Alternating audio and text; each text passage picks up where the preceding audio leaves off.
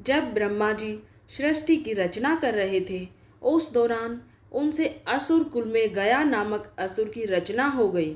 गया असुरों के संतान रूप में पैदा नहीं हुआ था, इसलिए उसमें असुरी प्रवृत्ति नहीं थी।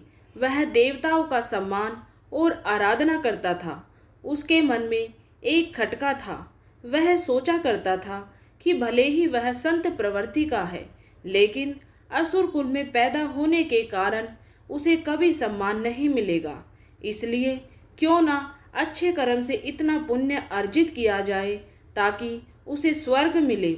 गयासुर ने कठोर तप से भगवान श्री विष्णु जी को प्रसन्न किया। भगवान ने वरदान मांगने को कहा तो गयासुर ने मांगा, आप मेरे शरीर में वास करें, जो मुझे देखे उसके सारे पाप नष्ट हो जाए, वह जीव पुण्यात्मा हो जाए और उसे स्वर्ग में स्थान मिले। भगवान से वरदान पाकर गयासुर घूम घूम कर लोगों के पाप दूर करने लगा। जो भी उसे देख लेता उसके पाप नष्ट हो जाते और स्वर्ग का अधिकारी हो जाता। इससे यमराज की व्यवस्था गड़बड़ा गई। कोई घोर पापी भी कभी गयासुर के दर्शन कर लेता तो उसके पाप नष्ट हो जाते।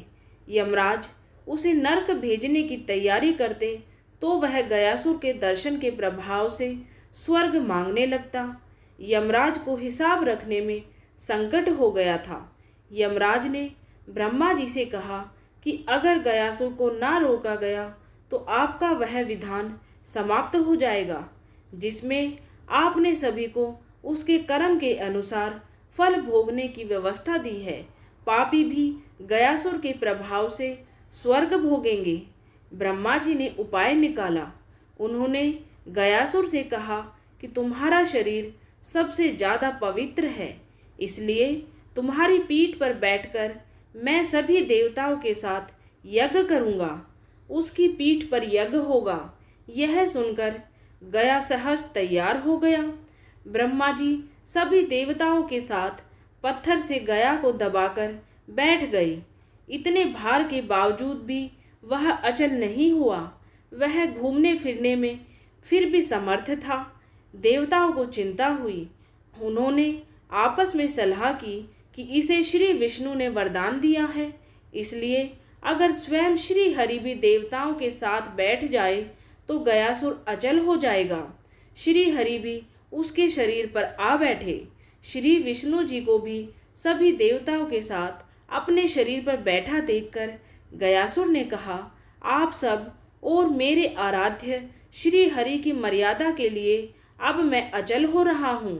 घूम घूम कर लोगों के पाप हरने का कार्य बंद कर दूंगा, लेकिन मुझे चूंकि श्री हरि का आशीर्वाद है इसलिए वह व्यर्थ नहीं जा सकता। इसलिए श्री हरि आप मुझे पत्थर की शिला बना दे और यहीं स्थापित कर दे। श्री हरि उसकी इस भावना से बड़े खुश हुए। उन्होंने कहा, गया अगर तुम्हारी कोई और इच्छा हो तो मुझसे वरदान के रूप में मांग लो। गया ने कहा, हे नारायण, मेरी इच्छा है कि आप सभी देवताओं के साथ अप्रत्यक्ष रूप से इसी शिला पर विराजमान रहें और यह स्थान मृत्यु के बाद किए जाने वाले धार्मिक अनुष्ठानों के लिए तीर्थ स्थल बन जाए। श्री भगवान विष्णु ने कहा, गया तुम धन्य हो। तुमने लोगों की जीवित अवस्था में भी कल्याण का वरदान मांगा और मृत्यु के बाद भी मृत आत्माओं के कल्याण के लिए वरदान मांग रहे हो। तुम्हारी इस कल्याणकारी भावना से हम सब बंध गए हैं। भगवान ने आशीर्वाद दिया कि जहाँ गया स्थापित हुआ वहाँ पितरों के श्राद्ध तर्पण आदि करने से मृत आत्माओं को पीड़ा से मुक्ति मिलेगी। क्षेत्र का नाम गयासुर के अर्ध भाग गया नाम से तीर्थ रूप में विख्यात होगा। मैं स्वयं यहाँ विराजमान रहूँगा। इस तीर्थ से समस्त मानव जाति का कल्याण होगा।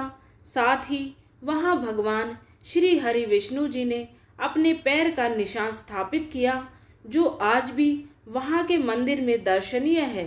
गया विधि के अनुसार श्राद्ध फल्गु नदी के तट पर विष्णु पद मंदिर में व अक्षयवट के नीचे किया जाता है। वह स्थान बिहार के गया में हुआ, जहाँ श्राद्ध आदि करने से पितरों का कल्याण होता है।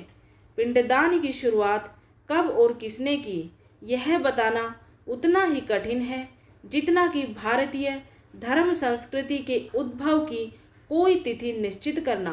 परंतु स्थानीय पंडों का कहना है कि सर्वप्रथम सतयुग में ब्रह्मा जी ने पिंडदान किया था। महाभारत के वन पर्व में भीष्म पितामह और पांडवों की गया यात्रा का उल्लेख मिलता है। श्री राम जी ने महाराज दशरथ का पिंडदान यही गया में किया था। गया के पंडों के पास साक्ष्यों से स्पष्ट है कि मौर्य और गुप्त राजाओं से लेकर कुमारिल भट्ट, चाणक्य, रामकृष्ण परमहंस व चैतन्य महाप्रभु जैसे महापुरुषों का भी गया में ही पिंडदान करने का प्रमाण मिलता है। गया में फल्गु नदी प्रायः सूखी रहती है। इस संदर्भ में एक कथा प्रचलित है। भगवान श्री राम अपनी पत्नी सीता जी के साथ पिता दशरथ का श्राद्ध करने गया धाम पहुँचे। श्राद्ध कर्म के लिए आवश्यक सामग्री लाने वे चले गए। तब तक राजा दशरथ की आत्मा ने पिंड की मांग कर ली। फल्गु नदी तट पर अकेली बैठी सीता जी अत्यंत असमंजस में पड़ गई।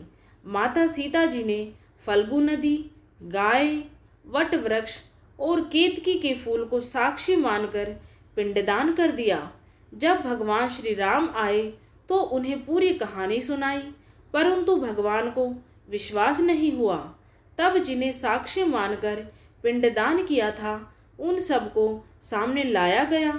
पंडा, फल्गु नदी, गाय और केतकी फूल ने झूठ बोल दिया, परंतु वट वृक्ष ने सत्यवादिता का परिचय देते हुए माता सीता की लाज रख ली।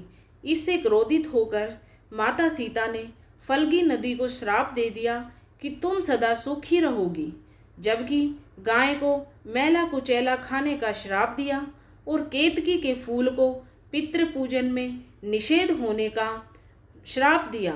वट वृक्ष पर प्रसन्न होकर सीता जी ने उसे सदा दूसरों को छाया प्रदान करने व लंबी आयु का वरदान दिया। तब से ही फल्गु नदी हमेशा सूखी रहती है, जबकि वट वृक्ष अभी भी तीर्थ यात्रियों को छाया प्रदान करता है। आज भी फल्गु तट पर स्थित सीता कुंड में बालू का पिंडदान करने की क्रिया या की परंपरा संपन्न होती है। अगर वीडियो आप सभी को पसंद आए तो चैनल को सब्सक्राइब और वीडियो को लाइक जरूर करें।